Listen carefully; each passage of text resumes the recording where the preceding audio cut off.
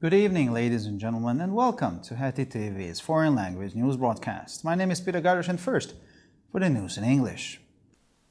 The Polish-Hungarian Friendship Day celebrations in Poland have been postponed by mutual agreement due to the outbreak of the war in Ukraine, according to a statement issued by the Office of the President of the Republic of Poland.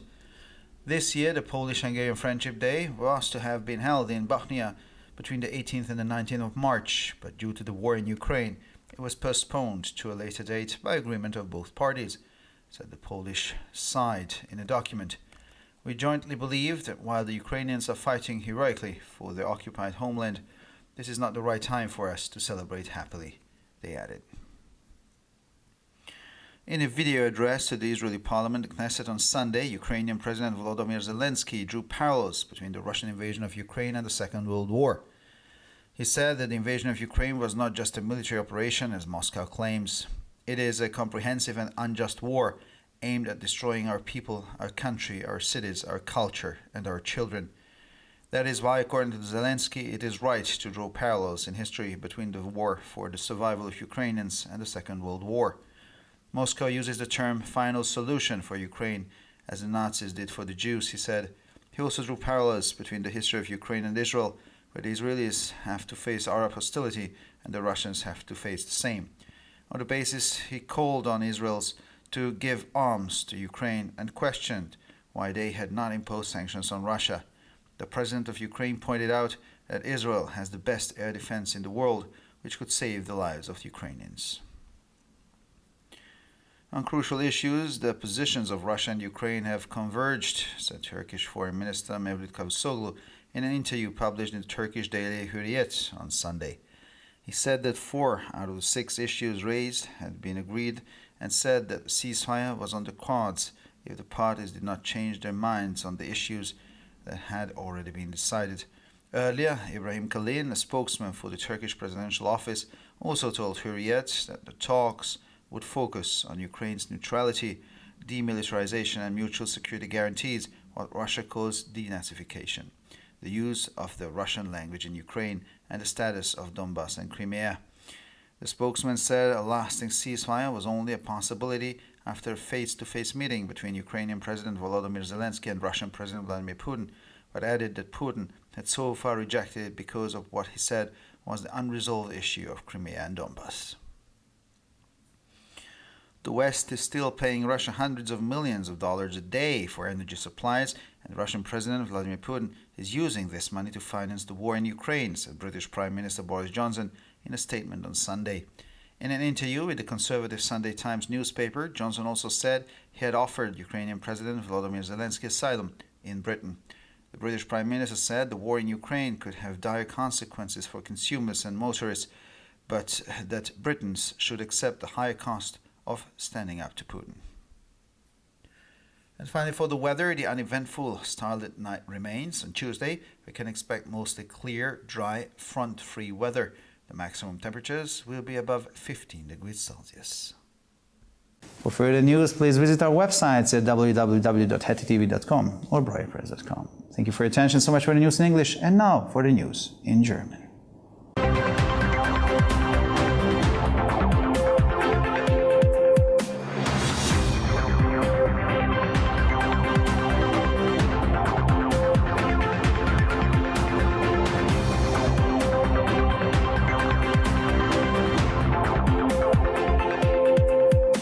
Schönen guten Abend, liebe Zuschauer. Mein Name ist Peter Gardosh und nun zu den Nachrichten auf Deutsch.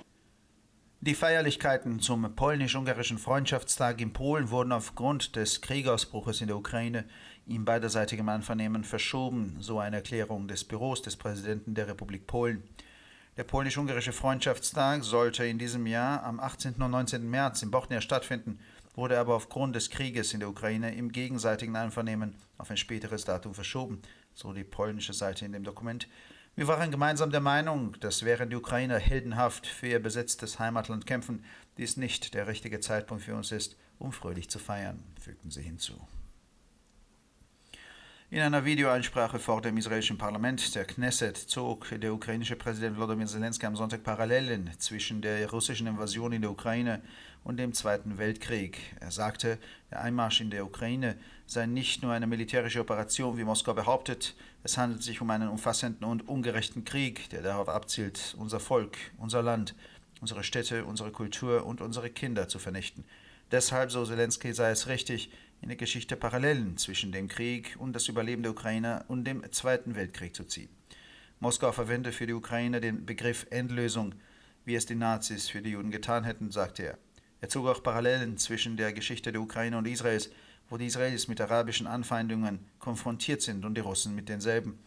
Auf dieser Grundlage forderte er Israel auf, der Ukraine Waffen zu liefern und fragte, warum es keine Sanktionen gegen Russland verhängt habe. Der ukrainische Präsident wies darauf hin, dass Israel über die beste Luftabwehr der Welt verfüge, die das Leben von Ukrainern retten könne. In entscheidenden Fragen hätten sich die Positionen Russlands und der Ukraine angenähert, sagte der türkische Außenminister Mevlüt Cavusoglu in einem am Sonntag in der türkischen Tageszeitung Hürriyet veröffentlichten Interview.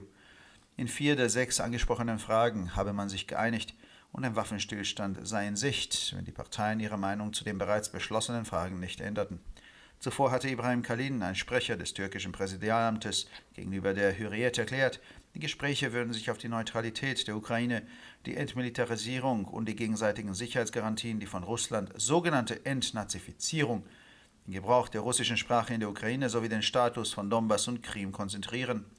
Der Sprecher sagte, ein dauerhafter Waffenstillstand sei erst nach einem persönlichen Treffen zwischen dem ukrainischen Präsidenten Volodymyr Zelensky und dem russischen Präsidenten Wladimir Putin möglich, fügte aber hinzu, dass Putin dies bisher wegen der seiner Meinung nach ungelösten Frage der Krim und des Donbass abgelehnt habe.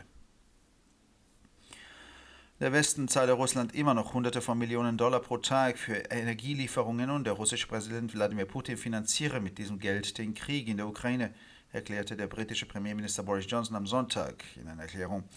In einem Interview mit der konservativen Zeitung Sunday Times sagte Johnson außerdem, er habe dem ukrainischen Präsidenten Volodymyr Zelensky Asyl in Großbritannien angeboten. Der britische Premierminister sagte, der Krieg in der Ukraine könne schlimme Folgen für Verbraucher und Autofahrer haben, aber die Briten sollten die höheren Kosten akzeptieren, wenn sie Putin die Stirn bieten. Und schließlich zum Wetter. Es bleibt eine ereignislose, sternenklare Nacht. Am Dienstag ist meist klares, trockenes, frontfreies Wetter zu erwarten. Die Höchsttemperaturen werden über 15 Grad liegen. Für weitere Nachrichten besichtigen Sie bitte unsere Webseiten www.hettitv.com sowie www.breuerpress.com.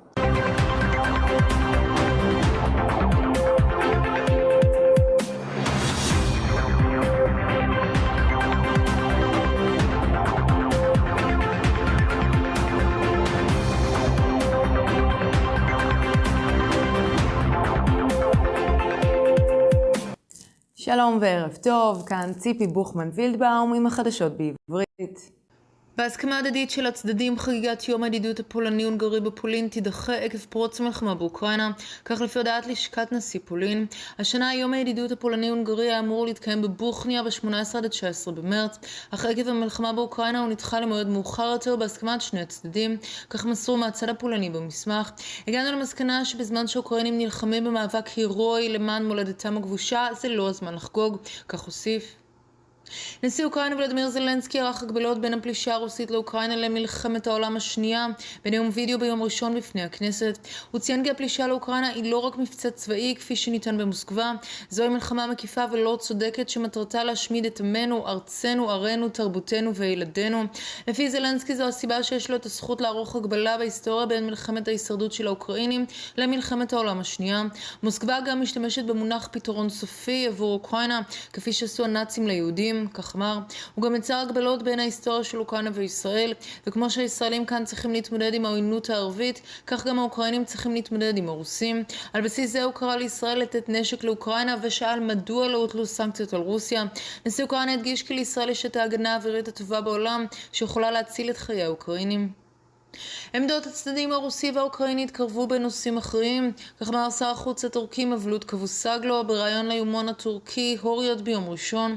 ראש המשרד אמר כי ב4 מתוך 6 המקרים שהועלו הושגה הסכמה, והוא סבור כי יש סיכוי להפסקת אש אם הצדדים לא ישנו את דעתם בנושאים שכבר הוכרעו. איברהים קלין, דובר לשכת הנשיאות הטורקית, אמר מוקדם יותר שהנושאים על הפרק היום הם הניטרליות של אוקראינה, פירוז וביטחון הדדי, מה שרוסיה מכנה דנאציזציה, השימוש בשפה הרוסית באוקראינה וקביעת מעמדם של הדונבאס ושל הקרים. הדובר אמר כי יראה סיכוי להפסקת אש מתמשכת רק לאחר פגישה אישית בין נשיא אוקראינה ולדימיר זלנסקי לנשיא רוסיה ולדימיר פוטין, אך הוסיף כי פוטין דחה זאת עד כה בגלל שלדבריו של הדונבאס וקרים עדיין לא פתורות. המערב עדיין משלם לרוסיה מאות מיליונים ביום עבור אספקת אנרגיה, ונשיא רוסיה ולדימיר פוטין מממן מהם את המלחמה באוקראינה, כך אמר ראש ממשלת בריטניה בוריס ג'ונסון בהצהרה ביום ראשון. ג'ונסון גם הוסיף בראיון לעיתון השמרני סנדיי טיימס כי בריטניה הציעה מקלט לנשיא אוקראינה ולדימיר זלנסקי. ראש ממשלת בריטניה אמר שלמלחמה באוקראינה עשויות להיות השלכות קשות, הן לצרכנים והן לנהגים, אך הבריטים יצטרכו לקבל את העלויות הגבוהות יותר של עמידה מול פוטין. ועכשיו נעבור תחזית מזג האוויר. מזג האוויר יישאר בעיר בלילה. ביום שלישי נוכל להתכונן למזג האוויר בעיר ויבש ברובו ללא חזית. הטמפרטורות הגבוהות ביותר צפויות להיות מעל 15 מעלות. לחדשות נוספות, אנא בקרו באתרי האינטרנט שלנו etitv.com או broyerpress.com. עד כאן החדשות, תודה שהייתם איתנו ושיהיה המשך ערב נעים.